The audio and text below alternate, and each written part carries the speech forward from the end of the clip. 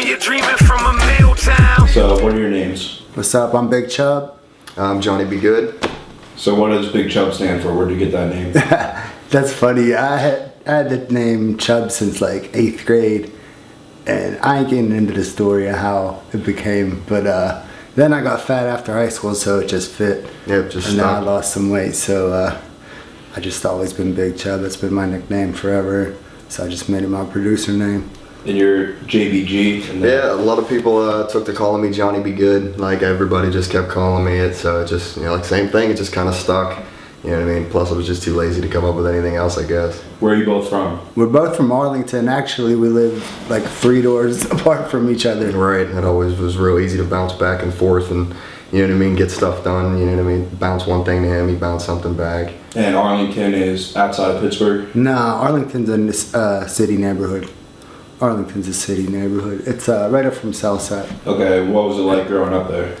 A little bit rough. I mean, I grew up about 6 blocks from the projects back when they were still up. So I mean, it wasn't no picnic, but I'm definitely glad that I grew up there rather than like a suburb or something, because it toughened me up, made me who I am today. Yeah, for me, I bounced around until I was about, 14, 15 when I moved up that way. I mean, I lived in every part of the city here in Pittsburgh. I mean, I've lived in Knoxville, Belsuver, Arlington, Allentown. I mean, I've been everywhere, but last, 10, 20 years I've been right next door, so same thing, Arlington. And what type of music did you guys listen to growing up? A little bit of everything, actually. I remember my dad bringing down this huge crate of records when I wish I knew how old I was, 10 maybe. We just listened to classic rock all afternoon. So I got put down with all the classic rock. Eventually I got put down with like all the 50s, 60s, doo-wop oldies. And then I was born in 82, so I know a lot of the 80s jams, trapped in the 90s, love 90s music. And that's why we produce the way we do. We're both kind of trapped in the 90s. And yeah, pretty much same thing here. Growing up, my mother would put on the same stuff just all the time in the background, so it just became part of me. You know what I mean? Fell in love big time with 90s hip hop though. When I found out that you could take something old and flip it around into something totally different, I mean, it really stuck with me. What artists were your favorite growing up? Growing up, my 2 favorite were Dre and Snoop. I liked the West Side shit when I was growing up, actually. I had the Chronic and the cassette Doggy Style. And I think I had like the cassette single of Today Was a Good Day by Ice Cube. Yeah. And so I was like on that West Coast shit when I was younger, but that was 92. I was 10 years old listening to that kind of stuff. Right. So like I've always been into hip hop, like always. I loved 70s, just soul growing up. When I finally heard Ready to Die, that really changed a lot for me. I didn't take hip hop that serious until I heard Ready to Die, and then got real heavy into Gangstar for a while. I mean, everything Premier has done has been a huge influence on me. Yeah, Big Up Primo, he's one of our main influences. Yeah, for just sure. Samples in general to his just simple drum patterns. I mean, everything that he does just always inspired me. Who were your favorite producers growing up? Oh man, that's easy for me, man. Premier, just all day, just blew me away every time. I love the way he'd chop up a sample. I love the way it was. I don't know. Everything he put together was just perfect for me. Ninth Wonder. I mean, the list goes on and on and on. Yeah, any kind of like soul sample type producers, because that's our style. Right. Mine was first, of course, Dr. Dre as a producer, and then just all the classics like Pete Rock, Dilla. Yeah, can't forget them. Just all them. Right now, the favorite producer, Static Selecta. He has been killing it. People like that, they're just on that boom bap movement, man. Did either of you guys play instruments growing up before becoming producers? Yeah, I played guitar. I played guitar since I was maybe like 14, and then I transferred everything I knew about the guitar onto the keys. So we play our own keys when make beats. It's not, we don't got a pianist or something like that. So, Right. but I mean, it's mostly chopped samples, but like when we need to play the keys, we do. And we got that musician background to fall back on. Right, for me, I didn't play anything. I mean, I did violin for a little bit, but you know what I mean? I just watched and slowly grabbed it and just imitated what I saw and what sounded decent, you know, I did with my hands. You know what I mean? I don't know how to explain it with me. I mean, everything that I've learned, you know, as far as keyboard, guitars, musical structure, I've pretty much picked up from him over the years. We learned everything together, like softwares, hardwares. We used to use MPC 2000s. Right. Now it's all digital, like, so, you know, it's just, it's crazy like that. Right. So when and why did you first start making beats? I guess about 2004 is when we started. We had a little hip hop outfit called Priceless Recordings. We used to play lots of shows on the south side. Played at the Hookah Lounge. Played at the Rex. We played at Mr. Smalls. Yeah. We was pretty well known back then. So we started it in 2002, and about 2004 is when we realized we needed our own beats. So that's when we just started. You know, we just started learning. We just taught ourselves everything we know, really. Started messing around. You know, I picked up, just for fun, an Xbox game that was like a music generator type game where you could, it had basic sequencer where you could, you know, sequence your drums out and lay some simple keys down. And that really, like, seriously, I got into it. Actually made some pretty sick shit on it that we ended up tracking out and releasing on an album. But at the time. Yeah, I'm glad we did our homework though, and like went the MPC route at first. Right. We would combine MPC with like VSTI, VST instruments, soft synths, and things like that. Right. And we made a lot of non-sample beats at first. How'd you guys teach yourselves? Did you use like YouTube tutorials or? No, there Not really really, wasn't. just trial there and really error, I wasn't. guess. There really wasn't much back then, like how YouTube is now. Like it What wasn't. year is this? Like 2004. Right. Okay. Like, so, I mean, we did probably Google, like YouTube some stuff. But Right. Most of it was just trial and error and sitting there, you know, with no job for me at the time, just in this drum machine in front of me. Like, cats don't realize that an MPC 2000 doesn't come with any sounds. No. Like, we didn't know that. Right. We thought we'd buy this thing and it'd be like a keyboard where I could just start knocking out pre-factory Yeah. sounds. And it's not like that, right? You need to start building your sample library from a very early time. I mean, we have hundreds of gigs of samples and drums and stuff that we've taken and snipped here. and there Anytime over we the hear a years. sample in the car, Pandora, wherever, we write it down. Right, take a And note of then- it, come back to it later, play around with it, chop it up, cut it, stretch it, do whatever you can, layer some dope drums over it, and that's it, man. That's about it. We keep that it simple, yeah. What equipment did you guys start out on? And do you still use the same stuff now? Some of So yeah, like we said, we started off with the MPC 2000, and we had like a really shitty PC back then, and then we had we just had like a cheap $100 like Yamaha keyboard that had some like stock sounds. So we would use the stock sounds, combine that with the MPC, combine that with samples, Right. and that's how we kind of got started.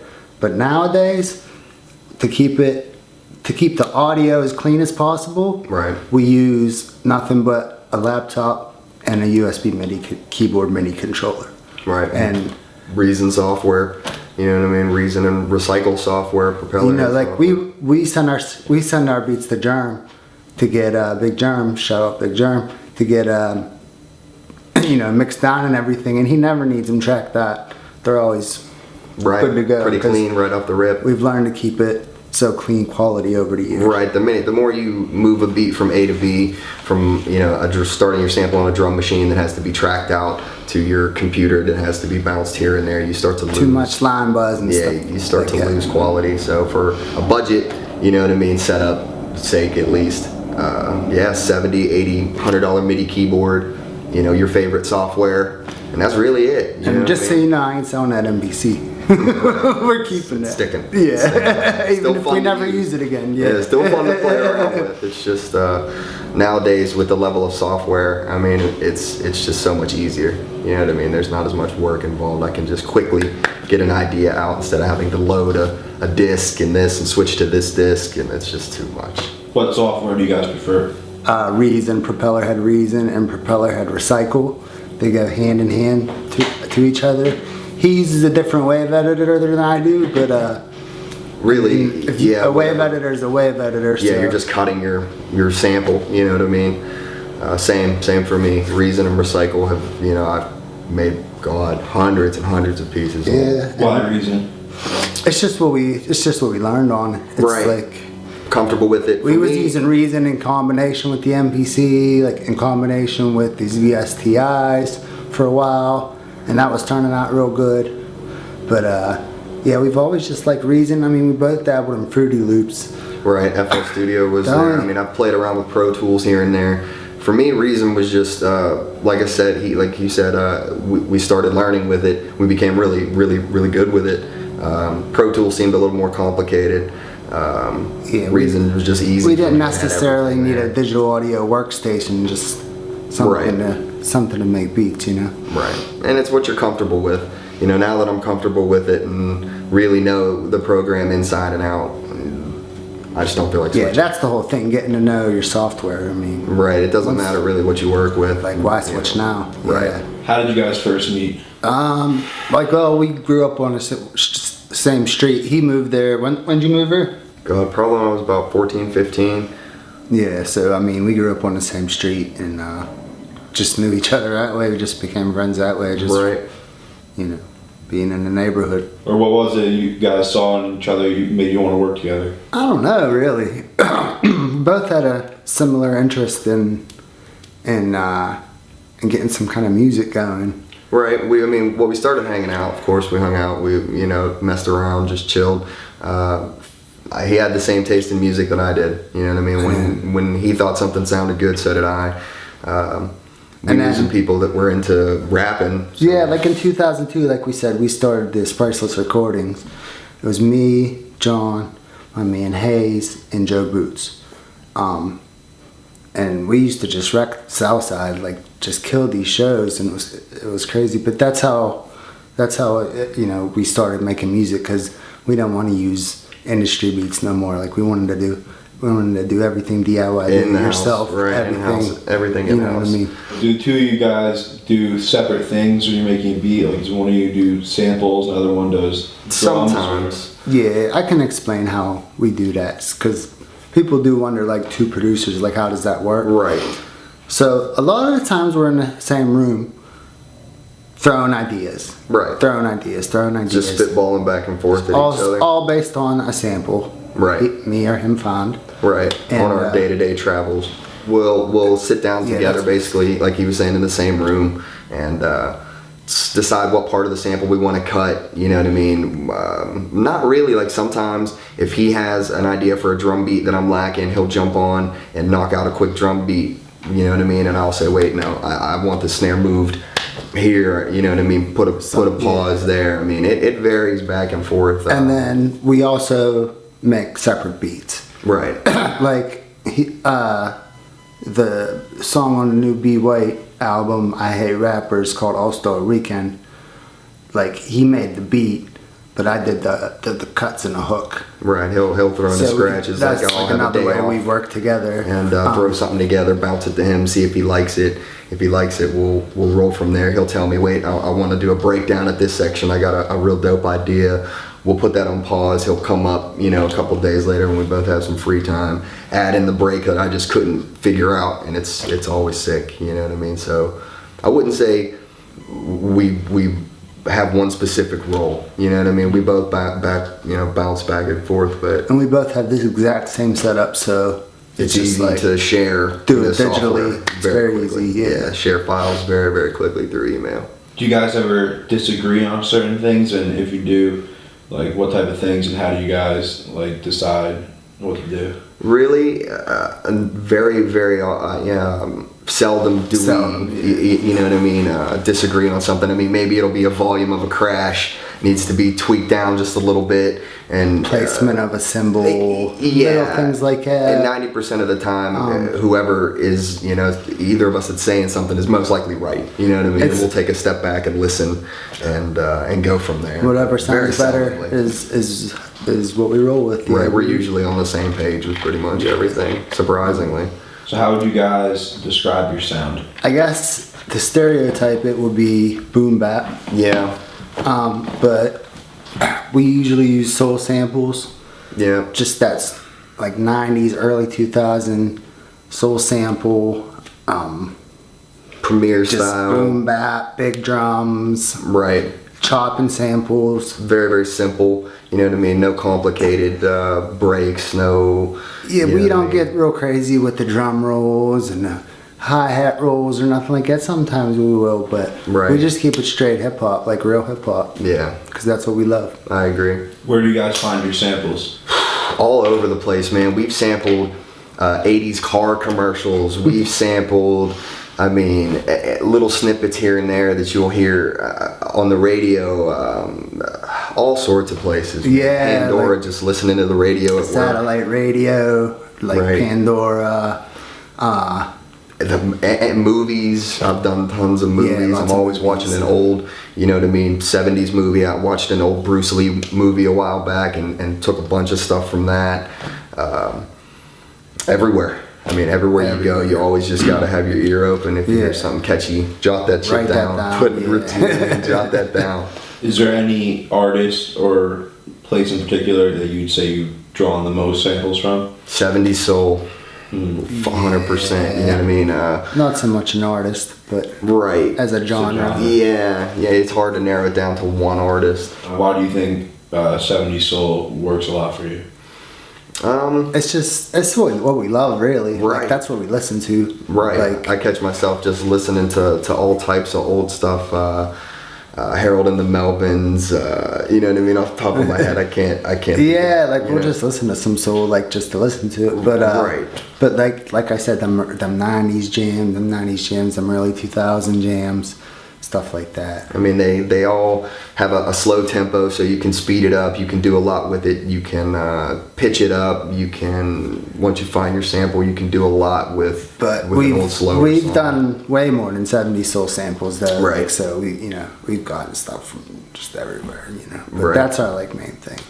You said you started first making beats with like Joe Boots. Who were some of the other first artists that you started making beats for? I'm trying to think. That'd be I mean, Drastic, yeah, not DJ Drastic from the camp. right. He joined Priceless Recordings a little bit later. PK Poo, Yeah. when he was doing his thing, he Yeah. dropped some beats. I mean, really, when it got, I guess, like serious, when we were a little more age and experience, and you know what I mean, our beats were a little more cleaner, a little more well organized. The 58s, big time, got a hold of us for stuff. Yeah, very blessed to be hooked up with them. Right. So who are some of the main people you guys work with now? Yeah, the main, Again, main people, the 58s. 58s, Joey Fats. Right. Real Deal. Real Deal, Who else got stuff? Villain 151. Apex. I'm sure we're forgetting somebody. I just Primavera Vills. yeah, like the list is crazy, like because there's so many people, so many features on all these songs. So like Hubs, Palermo Stone. Right. Right. Are there any people from Pittsburgh that you guys like listening to that you haven't worked with yet that you want to? I don't know, I'd like to get more to Beatty for sure. For me it's Hubs and Yeah. BD for sure, because they're doing their thing. We've gotten some stuff to them way back when, but I'd like to hear what they're capable of now, you know what I mean? You and B.White of the 58s made a lot of great songs together. Talk about how you guys first linked up. I actually just listened to that the other day. Like I said earlier, I've been going through old stuff. I always try to listen to my old stuff to see what I was like back then.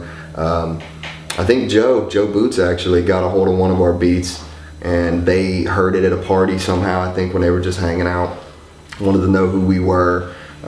We eventually, I think, linked up with a Time Bomb for an event of some kind, and they wanted a beat that they heard, you know what I mean, just on a mix that Joe had put together at a party one night, I believe, and it really went from there. It was through Joe Boots. I know it was through Joe Boots. I don't know if it was email or at a party, but Yeah. like they had heard the beat, and he said he skipped over it at first, and then it became just like one of the biggest bangers that, okay, let's go. Right. And surprisingly, I didn't think of all the beats that we had sent him at the time, or that had gotten out to him at that time, that was the one he would go with.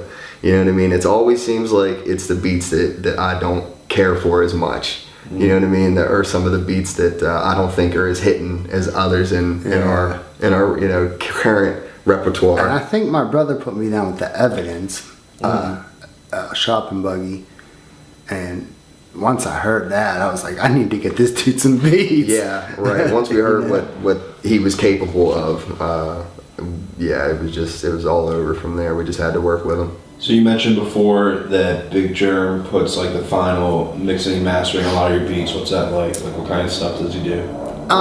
Filtering. Right. Sometimes he needs them tracked out, so he'll do like turntable breaks in the song that we didn't do. Right, slight dropouts here and there. I've heard him like actually cut pieces of the track out to give just the drums. You know what I mean? If piece they it wanna together. drop out. Sometimes he'll you know, boost a volume that we missed. He's cut it like a hook out in the middle to make the song shorter, things like that. Right. So very blessed to work with him. What are your thoughts on the hip hop scene here currently? Man, I mean, it's like a bunch of little scenes Right. all going on at once, and it would be nice if we could just Get everybody together. That's what I really liked about that All-Star Weekend, is that we saw a lot of people come together on the same track and start working together more. Because there's definitely a movement and a following and people listening to that style music, the kind of style music we make. Right. The kind of style music like Static Selected makes, that kind of stuff. What sort of influence has being from Pittsburgh had on your production? I guess just the hard work part of it. Right. Just not that we're out there doing blue collar work, but you know, like making sure that if we start something, we're gonna finish it, or just the work ethic, really. Yeah, that kind of, you know, perfection. That Pittsburgh, you know, working class style. B.White has a line, it's Chubb's made this beat on chemo. So you were, I heard, making beats in the hospital while dealing with chemo. Can you talk about what that was like? And Yeah, I can go through the whole thing. I was diagnosed with APML leukemia in December 2012, and then I had a relapsed early 2014, and then I had a stem cell transplant in May 2014. So I was going through just tons of chemo. I was going to the Hillman Cancer Center every day for chemo. So I took that time when I was going there every day to make beats, and I just knocked out so many beats in that time. Because it takes like 4 or 5 hours over there to get my treatment. Yeah, we'd slide through the hospital and he'd ask me, you know, bring me the keyboard. Let me get the little keyboard as he's sitting there, and he wants another mouse. He needs, I come back and he's eventually got a whole setup around him, you know, where he's got the interface, the keyboard, the laptop setup, you know, all laid out. Yeah, and I actually I master all my stuff on Dre headphones, so it was I just used the headphones in the hospital, and man, that's what got me through, really. Like, tell you the truth, like doing what I love, thinking of positive things that's not going on with the clinical medical side of shit, like trying to make that music. So I made the song "Who Are You" off the I think that's on the Anomaly. I made that like 2 days after I got diagnosed with cancer, and I just put my all into it, and I really liked how that song came out. Yeah. Shout out B.White, man. Definitely. What's some advice to producers that are just starting out that don't really know how to get their beats heard? Get out there. You really have to network. I mean, you gotta get your stuff out there, get played.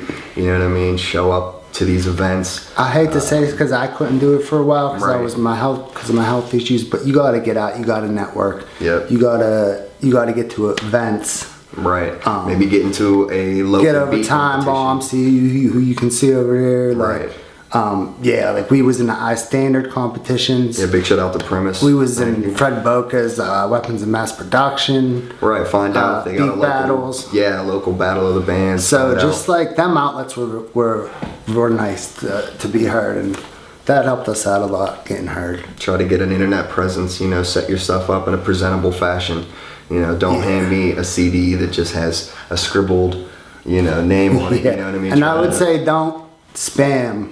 right. Don't spam on Right. Twitter with your links one and all message that. is enough. In your you know what I mixtape, mean? like that's not the way to get Yeah, it. let your music speak for itself. You just mentioned doing beat battles. Can you talk about what that's like and how those It's fun, man. goes on? It's a lot of fun. It's fun getting prepared for them. Basically, the competition we were in, the I Standard event, they give you, what was it, a 5-minute session? I think it was. So you can do like 5 songs or 5 minutes, like 5 minutes worth. You of have 5 beats. minutes of time to Yeah. pretty much showcase your sound all around. You know what I mean? You want to throw a little bit of this in, a little bit of that in. But our problem is we make real similar beats. Right. Like, but we got some versatility in there, but like a lot of our beats are sample driven and stuff like that. And that's just really starting to come back we don't, into... We don't make beats to win battles. Right. Like, I ain't gonna make a trap beat to win a battle. No. You know what I mean? Right. Like, but the whole battle scene's cool, man. I like that. It's a lot of fun. I think I battled Big Germ back in the day. Like Yeah, one of them we've- Fred Boca events, man. We've like every local producer we've played against, it's a lot of fun. It's cool to hear what everybody else has, like their secret weapon. You know what I mean? This is what they feel like is their hottest track. Shout out Big Andy. Yeah, man. real We nice, learned man. about him through the I Standard, and he's doing his thing right now. Yeah, Right. talking about that. What would you say has been the highlight of your career this far? Definitely working with the 58s for me, man. Yeah, me too. I mean, Me the too. Blizzard of '93 I have on deck all the time. I mean, when I heard somebody 7 locally, jams on that, yeah, yeah. That could rap, you know what I mean, that decent, I was hooked. Like- man. Like these, I had to keep working with them. Like B.White, I mean, everyone knows this dude can rap. He's Right. one of the best rappers I ever heard and shit. So to be able to work with him and like how he's connected with Germ and T-God and whoever else, like anything helps, you know what I Right. mean? What's a fun fact about you guys? Something that people don't know. Fun fact. I guess I don't know. I'm a huge hockey fan. Huge hockey fan. I played hockey all my life. If you were from Arlington, you played hockey. That was like the thing. So I played hockey since I was so little, and I'm a huge hockey fan. I played ice hockey in high school, and I'm trying to teach my son right now how to ice skate, and started his ice skating and playing hockey and getting him into hockey. So yeah, I guess that's a fun fact. I'm like, I'm like a gear nut. I play airsoft on Sundays. I run around and shoot at my friends. You know what I mean? I guess a lot of people wouldn't know that about me. I get dressed up in the fucking helmet and fucking fatigues like an idiot and run around and shoot at my buddies. What's next for JBG and Big Chubb? I mean, only God knows, really. Yeah. Hopefully, years and years more making beats. I know what man. we're gonna do. We're gonna keep making beats, Right. And keep networking, keep trying to get out to people, and Right. see what happens. Because I mean, we really do it for a hobby. Like, I mean, Yeah, it's for fun. like for we me. love networking and trying to get big and everything. But At the end of the day, this is fun. Like, yeah, I love listening to the stuff that I make. Yeah. is really what it boils down to for me. Yeah, self-rewarding, Right. Dope. Thank you. Yeah, for sure, Yeah, man. thank you, man. Oh. Thanks, brother.